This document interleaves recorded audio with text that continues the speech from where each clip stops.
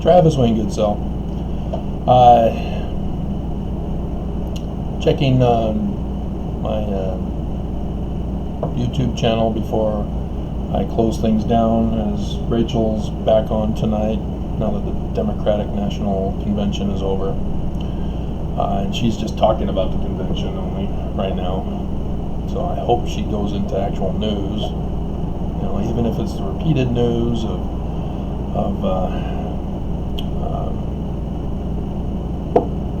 now I've forgotten his name after hearing about him all day today and all yesterday. But the guy who was quoted by the Daily Beast as saying that he wanted to destroy America, bring the whole institution down. And he got his wish, and now he's arrested for separate charges. But found a comment of a typical Mormon view, I think, for Mormonism. Having been born and raised Mormon 50 years. This person should have caught on if they really did see a good number of my videos. And what this person had failed to understand is a basic principle of humanity, is that you can't produce something good from something bad. There has to be a restoration. And when it gets to the point of murder, you can't restore a life except through the taking of your own life. Democrats, for example, as we're involved in the Democratic National Committee this week, the selection of Joe Biden and Kamala Harris, I watch as many, especially progressives, don't like the idea of the death penalty. I hope it's just because it's too expensive versus a lifetime sentence. That's not really an excuse, because there is no restitution for those who have lost the ones who were murdered. There's a difference between murder and defensive killing and military war fighting. And that religious concept of restitution is had in the Torah, in the Old Testament, and in the New Testament Gospels, it takes on a new turn where Jesus instructs people, okay, no longer do you take matters into your own hands. Now we have a court system with the Roman Empire where this is how you get people to lose in a court of law.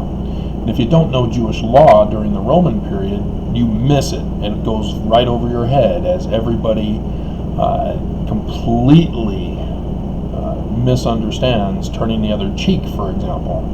It's not let people beat the hell out of you and you just keep forgiving them. And that's why The Simpsons is brilliant on this, is they have Ned Flanders, who constantly gets bullied and picked on and abused and taken advantage of by Homer Simpson, and Ned just twiddly-dee, life goes on. And in many episodes, his life is almost in the brink of ruins as he loses his wife to the frivolousness of Homer Simpson shooting her with a cannon that shoots a t-shirt, I think it was, wasn't it? And knocks her over the bleachers, and so then they have episodes where she's a spirit. But the concept of restoring what has been deprived is gone from our society because of Christianity, specifically evangelical Christianity. And we have a constitution that was intended to preserve the rights of life, liberty, and property equally to all. And many people are pointing out, well, the Constitution allowed for slavery and women weren't allowed to vote until the amendment came around and blah, blah, blah. Well, Obama said, well, it was supposed to be a Republican form of government. He's partially constitutional. It was intended that representatives were to make amendments where the Constitution falls short in Article 6. And everybody misses that for some reason. Everybody touts the Constitution when it supports them, but when it has to do with constitutional law, everybody's like, oh, I don't know, is he allowed to do this? Is he allowed to make it a crime? I don't know, is he allowed to deprive somebody of their life, liberty, or property? I don't know, this is a gray area. No, it's not. You don't need a judge to tell you when something is wrong. You need a judge to make sure that the court process is done right. The defendants are supposed to make sure that the prosecution is not wrongfully accusing the defendant, not to let the defendant get away with crime. We've completely lost that concept in our courts. And the prosecution is supposed to make sure that the defense counsel doesn't let their defendant get away with crimes and that they have a righteous case where there is beyond reasonable doubt to convict. And rather than, as I've told you, I'm watching Rosalian Isles, that, oh man, now she's on to the good stuff, and I'm missing it. You guys owe me again. But for the LDS Church, let's set the record straight once and for all.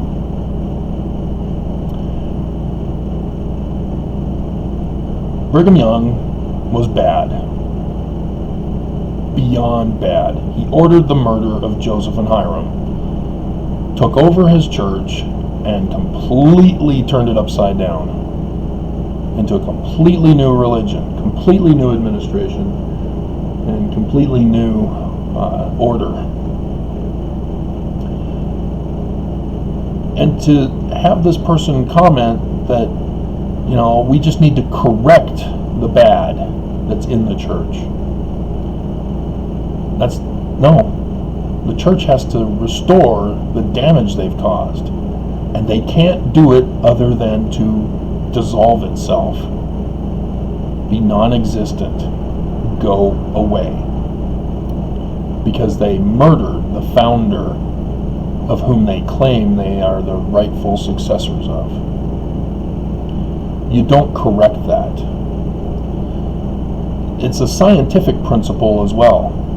You cannot produce fruit from a dead seed. It just can't be done. A dead seed is worthless, and you just throw it away. You find a better seed that'll actually grow and produce fruit. Do you understand that scientific agricultural principle? When a seed is dead, it's good for nothing. In the case of the church, it was a weed. And the weed is spreading all over the earth and reproducing itself. And so what people are witnessing, what this person commented on, is that, you see people who think they're doing good, they think that they're following the Spirit, they think that they're worshiping the true God, but they're still based upon the weed that is Brigham Young's church. And the only thing to do is burn the whole field down and start all over again with actual fruit seeds.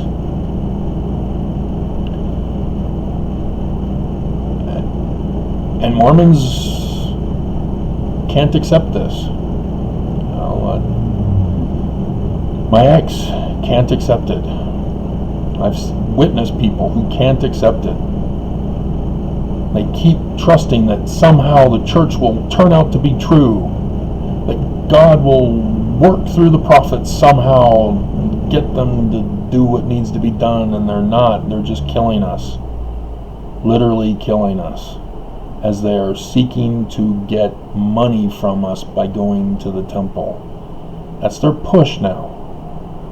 They weren't concerned about opening church. They were concerned about getting Mormons back into the temple, because you need to be interviewed by your bishop and stake president to go to the temple. And you need to declare, yes, I'm a full tithe payer. That's the trap of weeds. They are wolves in sheep's clothing. They appear as sheep, like us who think we're good. But they are wolves who are deceiving us, who are causing Mormons to behave like them, to persecute, to destroy lives, to take property. I witnessed this with my own family, my own parents. They thought they were justified in taking away my wife, in taking away property of mine. Oh, well, you're on your mission. You don't need it. I'm going to need it when I get back. You know, my pink tie. I love that pink paisley tie. Gone. Because it was pink. Boys don't have pink. I'm wearing pink today, even. Hanes doesn't have the collared shirts, if you've seen me wear my collared shirts. And so, I mean, this is what Mormonism is faced with. That the church we were in is false. And not just because, oh, they made some mistakes. Maybe this person doesn't fully understand, and maybe they're not Mormon, they're just a good Christian folk person, thinking that I'm being too hard on the church.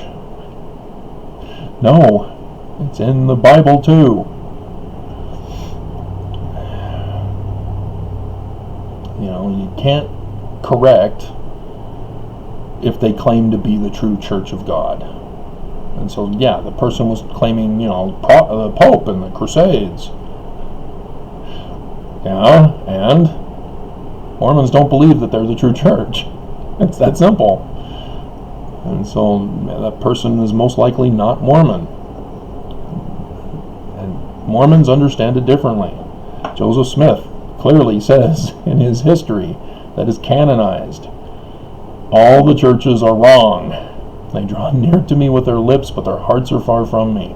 Join none of them. And even though that's coded message, which nobody cares about, the point is made clear to Mormons.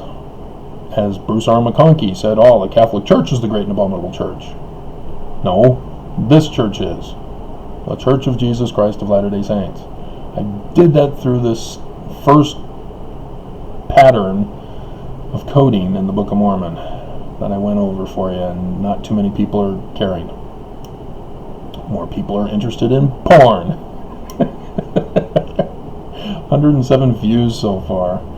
My goodness. But understand, the church has to restore so much that they can't do it.